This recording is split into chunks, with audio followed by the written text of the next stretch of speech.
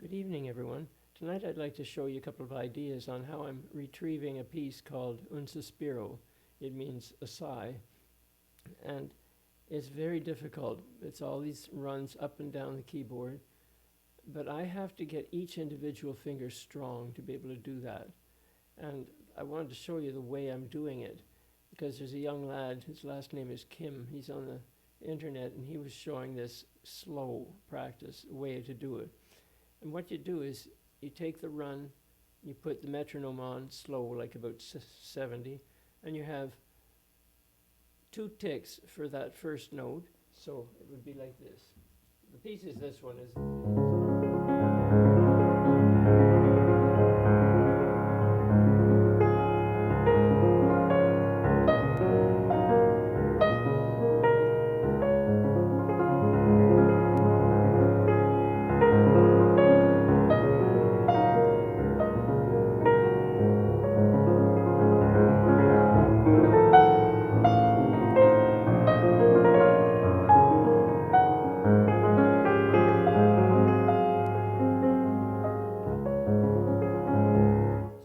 I take a line like this, I want to make each finger strong.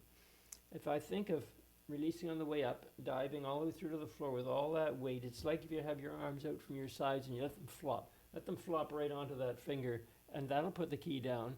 Then the finger has to be strong at anchoring that weight, not only anchoring the weight, but taking the weight. Imagine it taking your seat and up from behind you and flipping you upside down onto your belly right over top of the wires of the piano.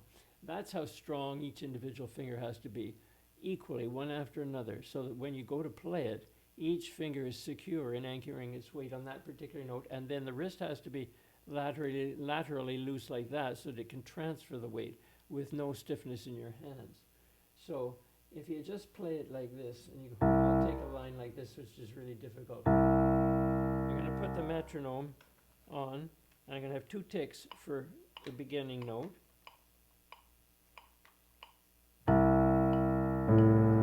you see? 2 ticks, one for the next note, and then one to release the previous note. So there's a lad, his last name is Kim, and he did a YouTube video on that, and it's a really good way to do slow practice, a slow exercise he calls it. So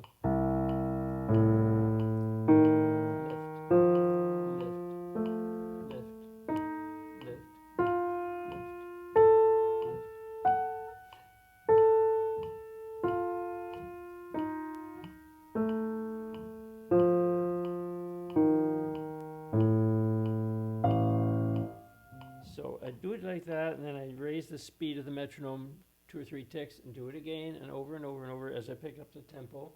And then I do uneven practice where I go long, short, long, short, long. So I'll go like.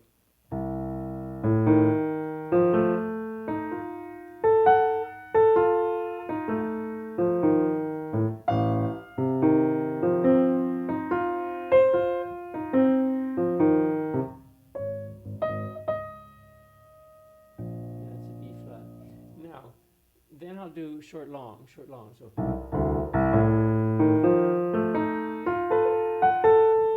don't want blurs, so it's got to be clean.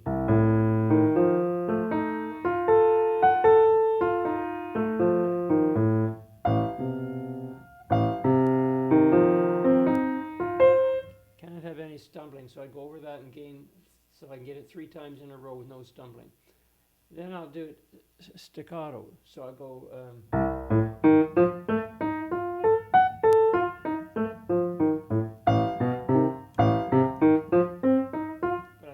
Mistake in it.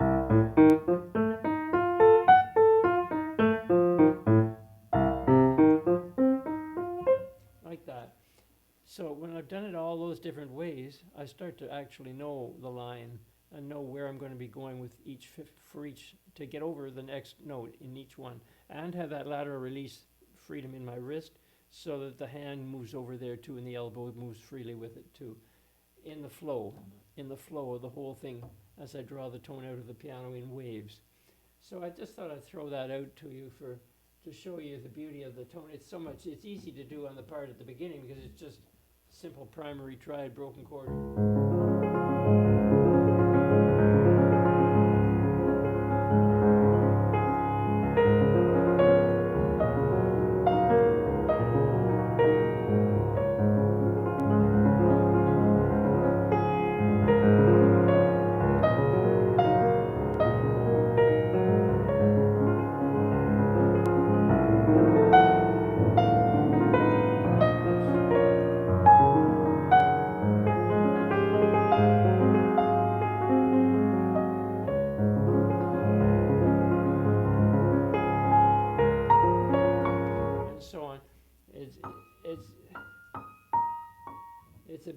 melody, and leave it to Liszt to throw in all those extra notes.